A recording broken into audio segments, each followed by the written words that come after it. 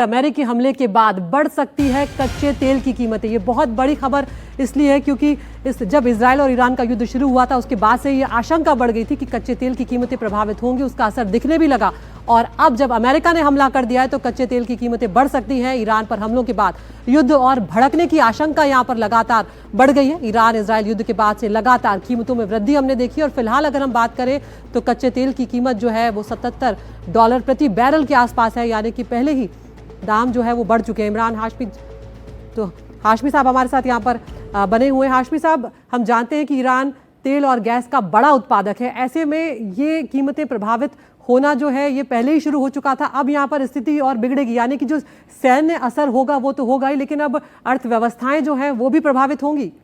बिल्कुल प्रभावित होना शुरू हो गया। देखिए, पर डे इजराइल का जो खर्च है इस वार में, जो आंकड़े निकल के आए हैं वो है करीब $725 मिलियन का। मूडी ने इजराइल की रेटिंग पहले ही घटा दी है जब गजा का वार जो चल रहा है 2 सालों से, इसे लेकर के मैक्सिमम एक्सपोर्ट जो मेन इजराइल का है, एक्सपोर्ट उसका घटा है।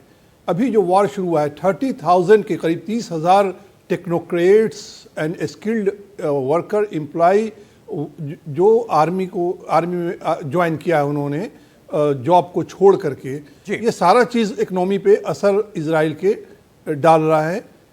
और तेल की जो कीमत है, अमेरिका दुनिया में सबसे बड़ा तेल का खरीदार है जी, उसकी नज़र ईरान के तेल पे है। डोनाल्ड ट्रंप ने कहा कि वो रिजिम चेंज में इंटरेस्ट नहीं है, उसको न्यूक्लियर प्लांट तबाह करना था वो हमने कर दिया है, और रिजिम चेंज नहीं करना चाहते तो रिजिम चेंज नहीं करना चाहते तो तेल पे, क्योंकि तेल लीबिया के पास था वहाँ गवर्नमेंट टॉपल्ड किया, इराक के पास था वहाँ गवर्नमेंट टॉपल्ड किया, वेनेजुएला। हाशमी सर मेरा आपके पास लौटते हैं। इस वक्त एक ब्रेकिंग आ रही है, पहले वो ब्रेकिंग न्यूज आपको बता दें। और खबर क्या है वो ये कि अमेरिका के हमले के बाद इंटरनेशनल एजेंसी का फैसला सामने आया है। हमले के बाद कल IAEA ने आपात बैठक बुलाई है। बड़ी खबर इस वक्त की, IAEA की आपात बैठक कल है। IAEA बोर्ड ऑफ गवर्नर्स की आपातकालीन बैठक बनाई गई है। आपको बता दें कि ये न्यूक्लियर वॉचडॉग है, यानी कि एक निगरानी तंत्र है ये संस्था। हम सीधे रुख करते हैं, हमारे संवाददाता उमा शंकर हमारे साथ जुड़ गए हैं। उमा, इस बैठक के क्या मायने हैं?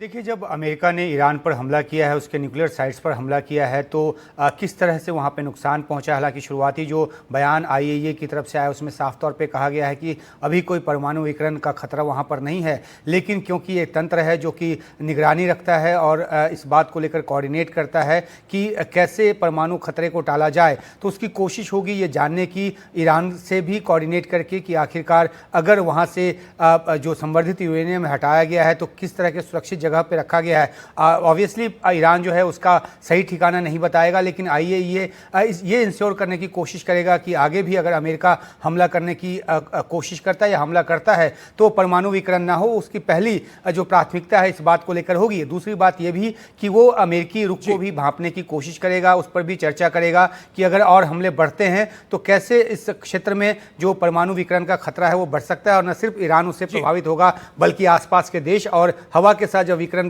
फैलेगा तो दूर के देश भी उससे प्रभावित हो सकते हैं।